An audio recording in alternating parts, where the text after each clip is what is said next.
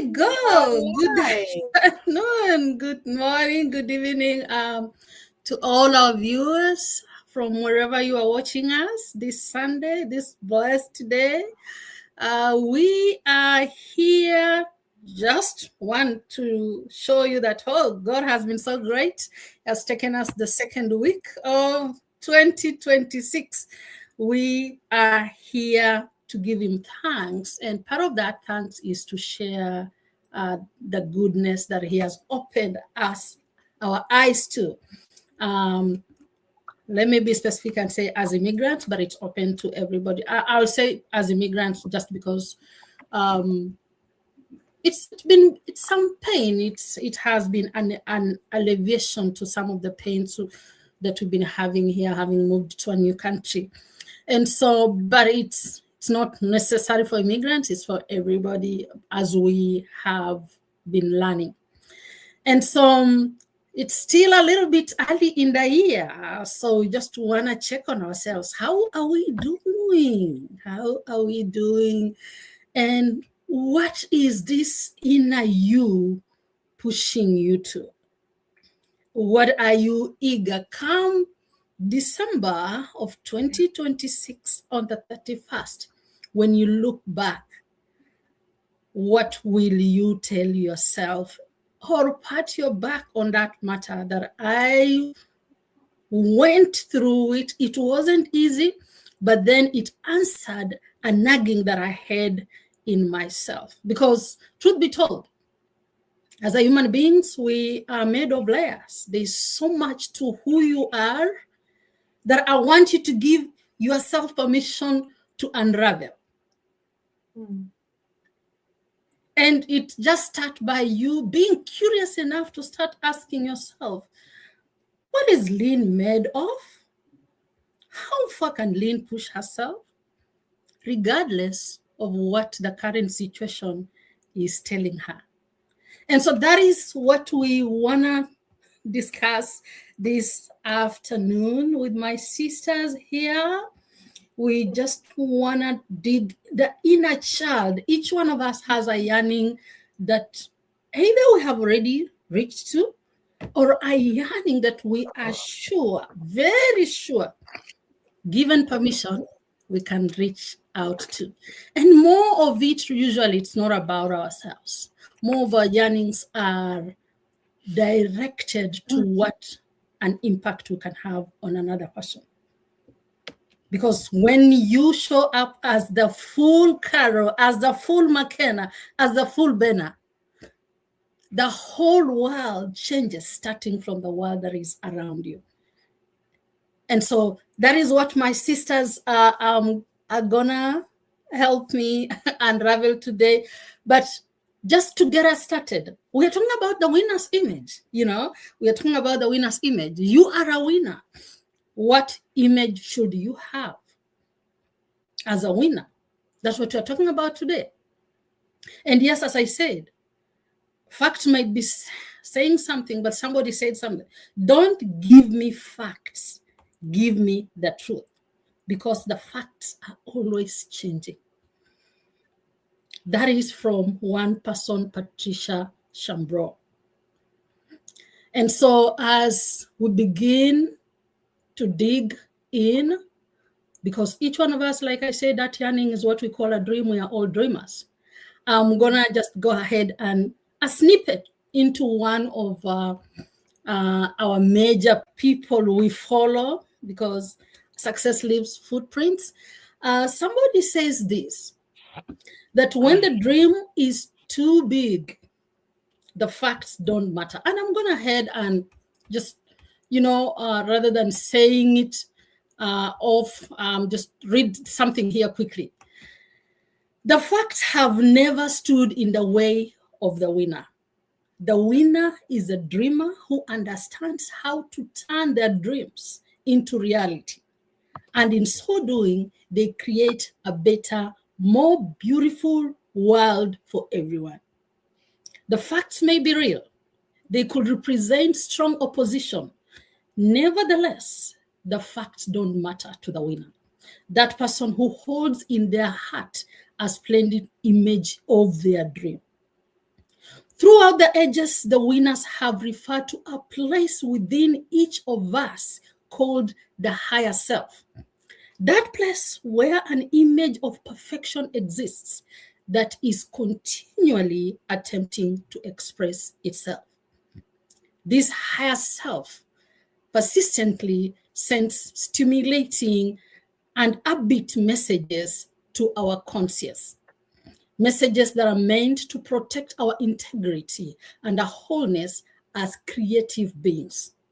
Messages coming from the heart always have a complete disregard for the facts or the surrounding circumstances in our lives. Unfortunately, 99 out of every 100 people misread the signals they are constantly receiving. Rather than viewing these images with their inner eye of understanding and seeing them as truly unique pictures that are packed with power, possibility, and promise, these images are considered idle wishes, ridiculous fantasies, or daydreams. Again, don't give me the facts, give me the truth, because the facts are always changing. Back to our discussion. Sister Carol.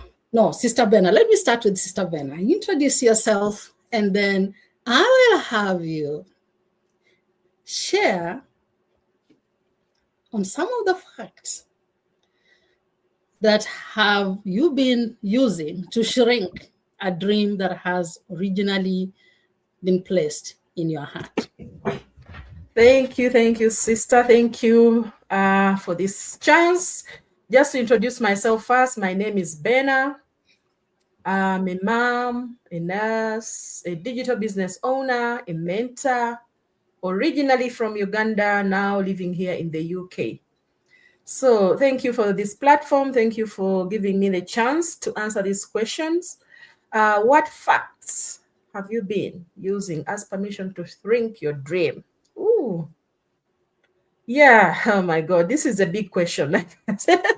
Because, we always have so many things that we think we can't do, or we try to use as excuses, So this is quite a question that I have to think about so much. What facts have I been using as permission to play small, to, not to motivate myself or to push myself or to learn anything new? Some of those is like, you always, I don't have time. Time is always there. I don't have time. I have children. Don't expect me to do this and that. I have children. I have work. I work so many hours. I work long hours. I'm too tired. So those are facts that I use. At least I know I used for myself. Though some of them I'm still fighting with them to completely, overcome, because you think to yourself, I'm working these long hours. How do I expect to get something on the side? How do I, I have children in the mix. I'm always tired. There is no time. Maybe I'm an immigrant. I have all these bills, all these responsibilities on me. If I was back home, at least, things, I have people to help me out. So these are the facts I've been using as permission not to do anything bigger for myself, or not to dream bigger. So the dream can be too big, but if these excuses, you don't change your mindset to say, I have to overcome this, I have to work on this, these facts will always say yes to you, and they will limit you not to do, or not give you permission to do bigger things. You always shrink to those dreams. You always shrink those dreams that you have all the time. So these facts, yes, but they are not what we are. We can always overcome. We can just have to change our mindset, because they are not they're not God's final word, because God has bigger things for you.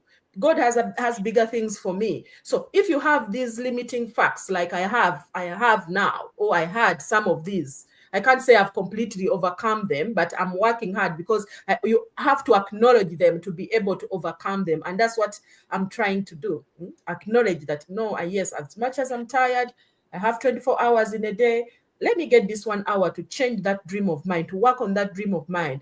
Maybe the kids are here. When the kids go to sleep, let me give myself half an hour here to work on my dream, and then I can go rest. So you have to, first of all, acknowledge those facts that are limiting you, are limiting your dreams, and then move on, and then, you know, work on them to get yourself where you want to be. So don't let them give you permission to shrink, to shrink all the dreams that you have. Because if facts were final, many of us wouldn't be here today. We wouldn't be here today because, you know, we've said, yes, this is a fact and I can't overcome it. We wouldn't even be doing anything. We wouldn't be learning these new skills because, you know, we have put in our heads that this is the final. If facts were final, you know, moms, dads wouldn't even rise because you are only thinking, my kids are fed, they are clothes, they are in school, they are this. It is too much. Yes, I know for everybody, but how have you planned your life? How have you planned your day to be able to put also your dreams at the front line of these things that are limiting you to do what you need to do? So that's what I say is like, you know, acknowledge them first, because if you don't acknowledge it, you won't know what you need to work on. So, you know, you won't be able to live beyond just a survival mode. When you acknowledge that I'm just surviving, I need to find a way to start thriving in my life, in my work, in my business. These are the things you have to acknowledge. The dream in your heart didn't come from, you know, just your situation. It came from you, from you wanting more, from you wanting freedom, from God opening your heart to these things that, you know, you need to work there, to work at this, to be able to achieve this. So God never places these dreams into us without already making a provision. The provision is you taking that action and saying, what can I do for myself to be able to move forward, to be able to overcome these limiting beliefs that I have for myself? So because these facts will describe where you are, but they're not going to tell you where you can be if you worked on them, if you removed those obstacles. Faith decides where you are going. So if you have that faith, even if this fact is there, yes, have the faith and you will see yourself, have the faith and take action, and then you will see yourself moving forward, you know, working on those dreams, you know, canceling out all those limiting beliefs or limiting facts that you are bringing forward to your, you know, to your front or whatever it is. So you don't need perfect conditions. You just need that courage to start something small and stay consistent. We are here every day to give you something small that can maybe shift your mindset, to find a new way to do something good for yourself, to work on that dream, to be able to provide a future for yourself that you will be happy about. Your mom, you know, you are a mom, your children are watching you, they are learning from what you're doing. So if you shrink and they see, you know, they grow up seeing that, you know, even if I don't do much, things are gonna be like this. The kids will not be able to motivate themselves. They need to learn from you by seeing what you are doing. That's why we need to try and stop, you know, worrying about the things that don't develop us in our life. We need to start using that. Don't to, you know, to put these, these facts in our mind and decide what we do for our lives. These facts are learning, you know, are learning, what do you call it? Are learning maybe possibilities. Opportunities. They're learning opportunities. Yes. They give you something to work on. It is something, what you need to do is just write it down and know, okay, yes, I'm tired. I don't have the time. The kids are there, but how can I plan my day for today to be able to fit in the things that I like to work on, the dreams that I want to, you know, to be able to achieve. So just make a little plan and try and follow it. You may not do it perfectly at the beginning, but if you follow it day and being consistent, you'll find all of these things will become easier. The main step is be consistent every day. I can be maybe me, I'm able to do an hour. Somebody else maybe just say maybe half an hour, maybe 15 minutes here and there. But those 15 minutes will grow, will become bigger, an hour, 2 hours, and you'll see things are working. But if you just write them down and don't take action, of course, nothing is gonna work. So stop shrinking. What you need to do is acknowledge, take action, and be consistent with it. Your dream is bigger because your purpose is also bigger. So that's, this is the message I want to give to all of those who are listening to us, that if you have facts that are limiting you, the facts, that are keeping you shy, keeping you in a corner, acknowledge them and work on them to be able to change your life. So thank you so much. Back to you. Thank you. Thank you so much, my sister. I mean, there's so much she has said. Anybody listening to us, you can relate with her from any level. Like she said, you are mother. And so what? Okay? You are an immigrant. But you are the same person who made that move, that huge move to a new country. Why? Because you had a faith for better tomorrow. And so you have come this far. There are facts around you telling you, yes, you don't have a helper. You are the driver, like I normally say, you're the driver, you're the teacher, you're the passenger at the same time. But then it is you who dictates what happens when with your free time. Because truth be told, out of the 24 hours, you have not less than 10 hours lying free somewhere. That if you look at it keenly, and let me say, let's get out the 7 that you need for sleep. You have 3 and plus 2 somewhere hanging to make a change for yourself. And as we are saying, we are here for purpose. We are here for purpose. Don't get to a tomorrow and regret that you could have done something today to better it, whether as a person or as a mother or as a sister to that community or a leader in that given team. Thank you so much, Sister Benna. I'm gonna go ahead and bring forth Sister Carol. Sister Carol, what message has your heart been sending you that your mind keeps dismissing as unrealistic, but won't let you forget? As you come to answer, please tell us, who is Sister Carol? Thank you so much. Thank you so much, my sister. Thank you so much.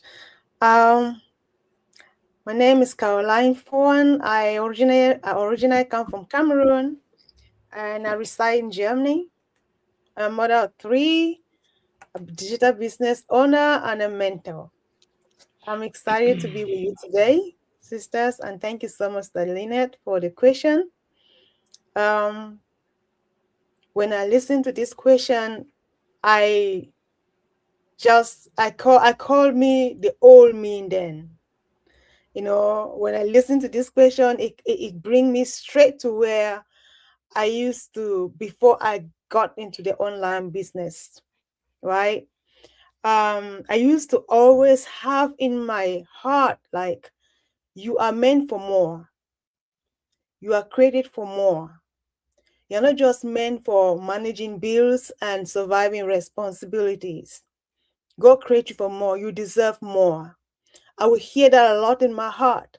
But at the same time, I will have my mind. Your heart is the inner you, right? And my mind would counterfeit that. He will respond in another form. He will like, listen, you have to be practical. You have to be practical. You got a job. You have commitment. That's life.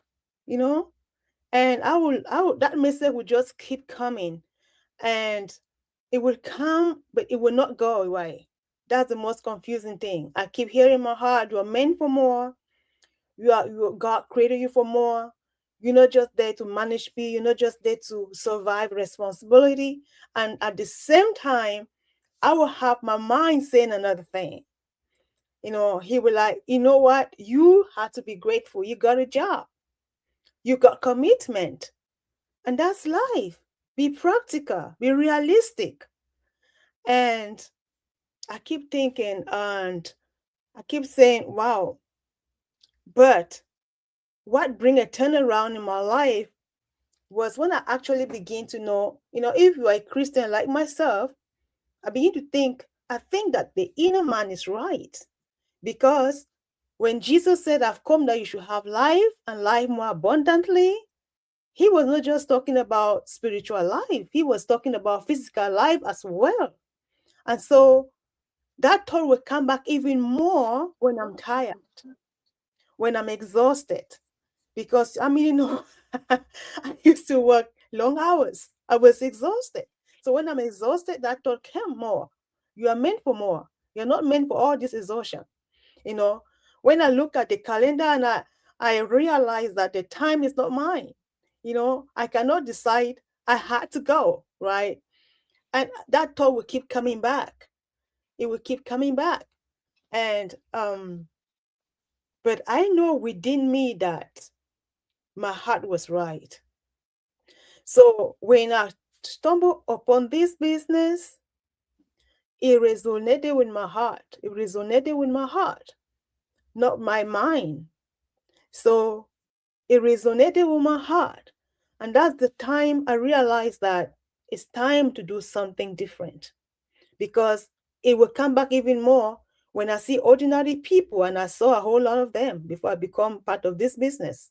When I saw ordinary people, building flexible and sustainable business online and making it, that thought come back. Caroline, you are meant for more. You can do it. But that was a still voice of God telling me. It was telling me that now I know. Now I know that it was not just some fantasy, although that time I used to think it was just my wishes, thinking over my wishes. It's things that I wish. That's what I'm thinking over them. But then when I started the business, I realized that was not just my wishes, was not just different thought. It was the still voice of God trying to align me with the life that he has created for me. Because now it's not about counting how much money I have made on my business. It's about looking at this perspective where the business is taking me. It's about looking at the structure the business is giving me. Now I know I'm building something. I'm building something that is taking me somewhere. That I'm not longer going to be, on somebody's own time clock. That I'm no longer going to be, being someone that I can't have a time with me or my family. I know something is changing, because one of the things that I realize is that building wealth or building business online is not an overnight thing. But when you work at it, you could always see the purpose. You could see where it's taking you. You could see the tomorrow even now. And those of us that are Christians, and we know that the things that have come to us that are good things are coming from God. And we know that we can call those things that be not as though they were. I begin to see even now that I have a more flexible and a sustainable future. I have a future that is coming, that I have more time, I have more finances, I'm able to reach out to many different people. I can see it right now. So that's what is also what I said, this business gave me structure. And I realized that the thought that my heart had was something God's put in there. And it has helped me to align. This business helped me to align with those thoughts and start pursuing them. So the unrealistic thing was what the mind was saying. All right. And what my heart was saying was the realistic thing that aligned with my value, my expectations, my purpose. So I would say I believe that many people might be out there listening to me right now who had maybe having those kind of thoughts in their heart and in their mind. They are like conflicting thoughts, right? They are conflicting one another. You know, your heart is telling you something that you could know is positive. You could know it's taking you somewhere. And your mind is conflicting and trying to bring out what you have now and trying to tell you that's enough for you. No, it's not enough. My experience has shown me it's not enough. If that thought is a good thought, it's time to dive into it and see where God will take you.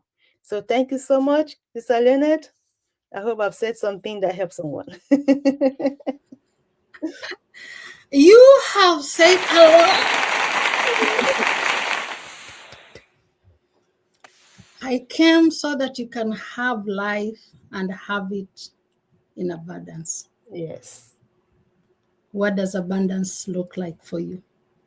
Is it more time for your family? Is it more finances so that you can have an increased impact in your purpose? What does abundance mean for you?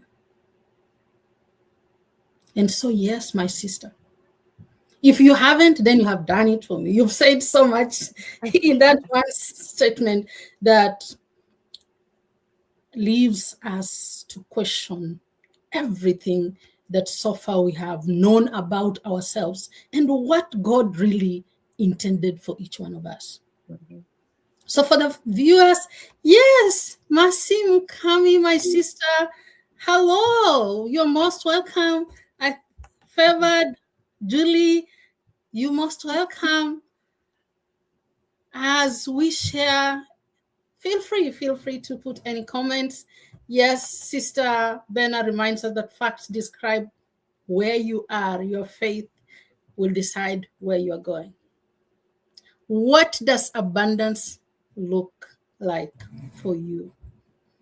That if it's attached to any yearning that you have, if it's overwhelmed, one of the prayer requests we had today was for those ones that feel overwhelmed with life, may God give them peace. And so, because we are overwhelmed because we don't know what is available for us. Once you know what you have access to in the richness of His goodness, most of these things that we have that are limiting us will just call on you to say one yes.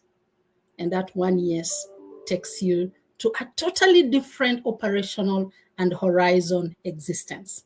So thank you so much, Sister Carol, for reminding us of the richness that we already have. Amen. You're welcome. I'm gonna go to our least but not last, Coach in the house. Oh, my sister, Yes. Makena. As you introduce yourself to those ones who don't know you. So if winners create a better, this thing keeps on going. I think let me change something here so that we can read this. The timer off. Okay, so that it's before us. So if winners create a better, more beautiful world by acting on their inner image, what part of the world is waiting on you to stop misreading that signal? Sister Makena, welcome. All right. Yeah. Thank you so much. Hello, everybody. Thank you for those who are joining. Thank you for the comment. We just want to appreciate you. Yeah. So my name is Makena. I was born and raised in Kenya, but I live in the US with my children. And I just want to thank God for who He is in my life. Today is just a blessing to me. And we always say that we're here for you, to talk to you, because already for us, we took the step of faith and we joined this business, but still we cannot be quiet. Yeah. We have to keep on talking to somebody there wherever God direct us. Thank you for this wonderful topic. I already feel blessed. You've already spoken to me in so many ways. And I'm trying here to talk to somebody. Yeah, if winners create a better, more beautiful world by acting on their inner image, what part of the world is waiting on you to stop misleading the signal? That's so powerful. I am a preacher, and today I was talking about the sirens. Most of the time, when you feel like there is a lot of things hidden in you, God is still calling you to reflect His light, yeah, to the world and to this generation. So that inner image in you is very important. If winners create a more beautiful world by acting on their inner image, then the part of the world waiting on me or you is the space where I have been hesitating, yeah? Probably to trust God for what He has already shown unto us. And I want to say that God works in so many ways. God speaks to us in those tiny things sometimes that you cannot imagine. And most of the time, we can sit and say, oh, it's the people, yeah? There are so many people that are meant to encourage, but I stayed quiet. I remember before I started this business, I really had a struggle in me. There was that inner me. I like what Bernard talked about. What is that? Are you able to sit down and say, hey, what am I supposed to do here? Where am I supposed to be at this time? So for me, there was something that was speaking to me that I needed to change. Something I never knew that this business would be something that I can say that, oh my goodness, I need to encourage somebody out there. And maybe you're just there, you're quiet. There's that inner image, there's that inner purpose that God is putting in you and saying, hey, I'm going to bless you through 1, 2, 3, but you're so quiet because you're misreading that signal. And again, can you imagine about those conversations you have postponed because you're like you don't feel ready? Maybe we are now in 2026. You're like, oh, January, I'll do something. Today is on 18th. We have only 13 days to go. And you're just you're like, I don't think I can start this. You're not still feeling ready, even if there's something that is still in your spirit. Yeah, the vision that you've watered down. Yeah, because you're fearing to be misunderstood. You're like, I don't know what people will say. And most of the time, people always say, but you're still there wondering, what will people say about me if I start this, if I go online? Will people think that I'm that poor, I need money? Or maybe all the time you're like, oh, I have enough. You see, people living in diaspora, I'm sorry to say, most of the time we live lies, yeah? We live in lies. Yeah, you have all those debts that you need to pay. You have all those bills that you're struggling to pay. But still, you're like, what will people say? Something is like prompting you to do something, and you're like, oh my goodness, what will people say? So, that vision that you have, that desire that you have, but still, you're like, oh, people will not understand. Live about people. Yeah, live about people. Sometimes we misread the signal. Yeah, where we call fear wisdom. Hey, I think I'm wise enough. I don't need to go there. As a pastor, most of the people have said, "Hey, McKenna, what are you doing online? Why should you be doing this?" I'm like, "Oh my goodness, why should I be afraid of what people say or wherever they push me? It is my life, it is me." And sometimes we misread the signal. Hey, we call delay preparation. Oh, I'm still preparing myself. Yeah. I'm not ready yet. I am about to get there. And other times we call comfort peace. I think I'm at peace. I'm at comfort. Oh my goodness. Yeah. But deep down, we know that the world isn't waiting for that loud voice or the perfect plan. Can you imagine if you all waited for a perfect plan? That everything will just be streamlined for us. The fear will not be there. We'll just come and conquer. Karen has talked about here, building something online is never easy. So the patience, yeah, just the world will never be prepared for us. I wish they could. I wish we can just ask for a miracle and pray and fast and ask for that miracle. For God just to come and pay our bills. Oh my goodness. You have to work and do something.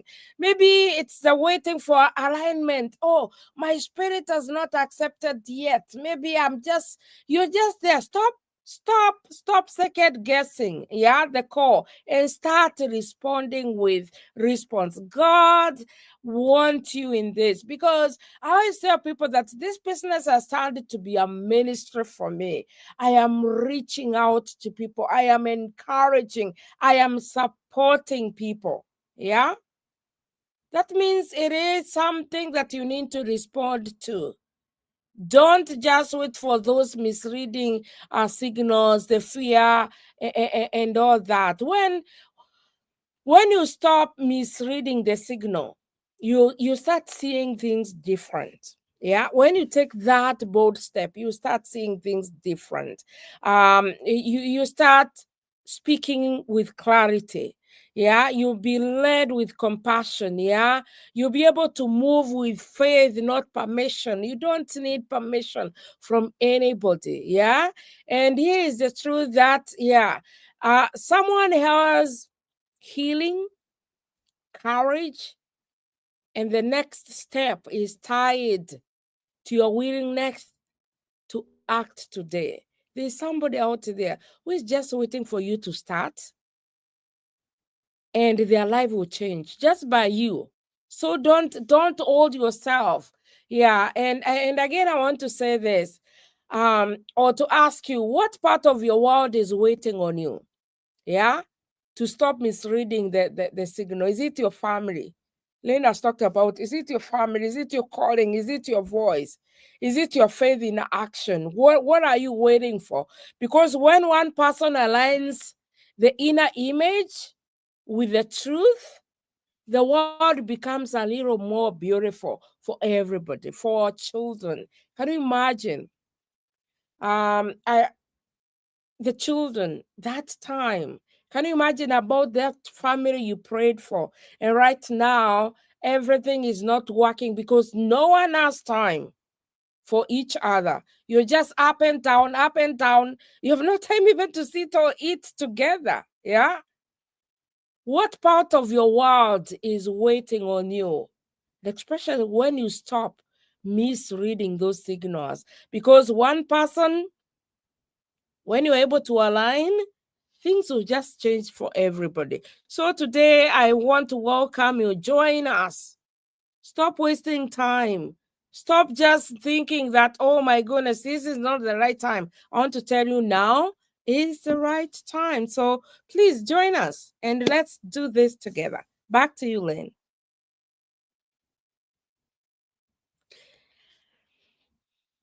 I wish I had that. Can you do it for me from your end? Clapping. Oh, okay. Let me do it for you. What part of the world is waiting on you? The you that is no longer belittling what you're made up of, the you that is not shrinking, the you that is not waiting for permission. By the way, whoever you're waiting permission from are also struggling in their own way.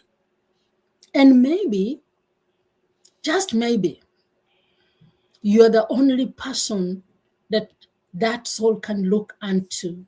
And from what you do today, you give them permission to also breathe, to also hope, to also see light. Because believe me, your impact is being awaited. Your impact is being awaited. And as I said in the beginning, and as my sisters have said, only till when you are the whole you can we now sit back and say, yeah, she lived to her dream. He lived to his dream. Because we'll see the impact, we'll see you, we'll feel you, we'll see you, we'll hear, and we'll be touched by your move. Again, if any of our talks has excited you in a way, just remember that is your higher self talking to you. Look at it this way, that just above here, this is your higher self. Right now you are here. The moment you say yes, you get here. And the moment you get here, you now become the best impact that another soul can lean on and see a tomorrow that is better. What part of the world is waiting on you? Hey, well, most welcome, Thakuri, watching us from Canada. Thank you so much, my sisters, for being here. May God just rain blessings on you as you continue to share these blessings with the rest of the world. Unless any one of you has anything to add, I will say have a blessed night, a blessed evening, and a blessed Sunday. And as you start this new week, what part of the world is waiting on you to say yes today? Bye-bye, everyone. Talk to you next Sunday. Bye.